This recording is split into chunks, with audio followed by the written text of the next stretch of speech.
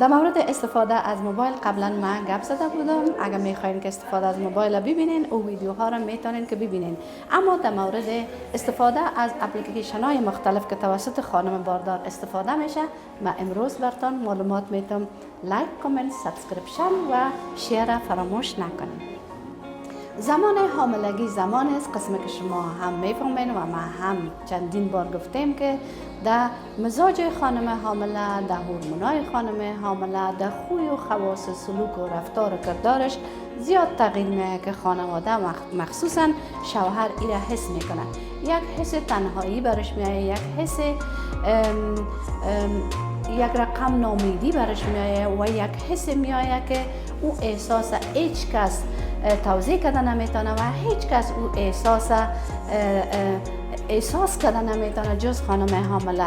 پس وقتی که تنهایی احساس میکنه میخواد که روی بیاره به طرف استفاده از موبایل، کامپیوتر و خود مصروف بکنه که از این تنهایی برای از این فشارهای روحی برای خود مصروف میسازه به طرف موبایل.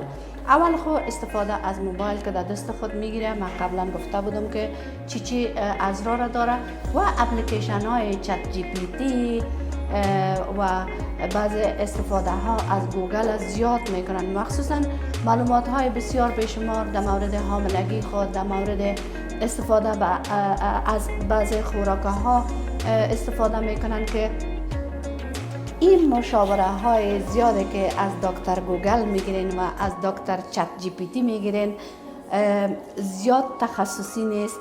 شما از یک اپلیکیشن که او به شما احساس داده نمیتونه، او به شما معاینه کرده نمیتونه، او به شما کمک فیزیکی کرده نمیتونه، از یا لطفا استفاده نکنین تا حدی که معلومات بسیار ابتدایی براتون میده از این استفاده بکنین. اما وقتی که معلومات بسیار زیاد تخصصی کار می داشته باشین، شما لطفاً به قابل دکتر مراجعه بکنین تا معلومات تخصصی براتون میده. فرضاً چت جی پی تی فشار شما را چک کرده نمیتونه، چت جی پی تی معاینه تلویزیونی براتون کرده نمیتونه، چت جی پی تی و گوگل بر شما معاینه فیزیکی کرده نمیتونه. او احساس را که یک انسان، یک دکتر، یک قابله به شما مهر و محبت میده و گپ شما را گوش میکنه، او را گوگل و چت جی پی تی به شما کمک کرده نمیتونه.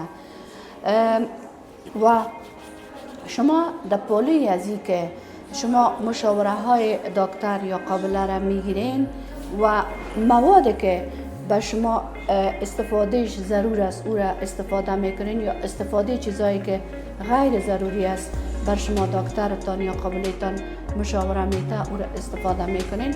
شما از ورزش ها استفاده بکنین، از شریک ساختن امو احساساتتان و مشکلاتتان با یک شخص شما استفاده بکنین و همچنان تنفس هایی که ضرورت است او را در جریان حاملگی که در ویدیوی بعدی من براتون معلومات زیادتر میتونم او را استفاده بکنین.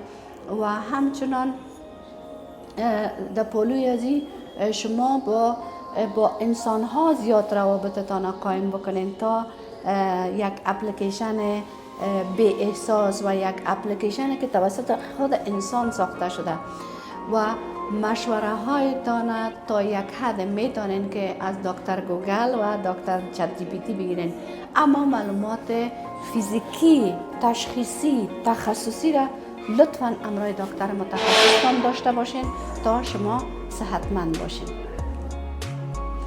استفاده از اپلیکیشن های بی مورد و غیر ضروری موبایل و کامپیوتر که امروز کل مردم خرد و کلان، جوان و پیر کلگی مصروف خود ساخته، نه مرد مانده و نه زن کلگی مصروف است و ارتباطات فامیلی، ارتباطات خانوادگی، ارتباطات نژادی و قومی را خراب ساخته و از هم دور شدن. دیگر لطفاً به ارتباطات فیزیکی اصلی اسلامی شما بپیوندین تا شما را به بیراهه ها نبره. بعض اوقات اینقدر بر شما مشاوره های تشویش برانگیز میده که شما را یک رقم دو دله می سازه که او مرا چی کرده، تشویش و استرس شما را زیاد می سازه. پس لطفاً کوشش بکنین که زیادتر از موارد استفاده بکنین که به درد شما میخوره کامپیوتر، تا به حدی که شما از او استفاده نیک کرده میتونین، استفاده خوب کرده میتونین و تشویش شما را زیاد نسازه. صحت زن ثروت زن.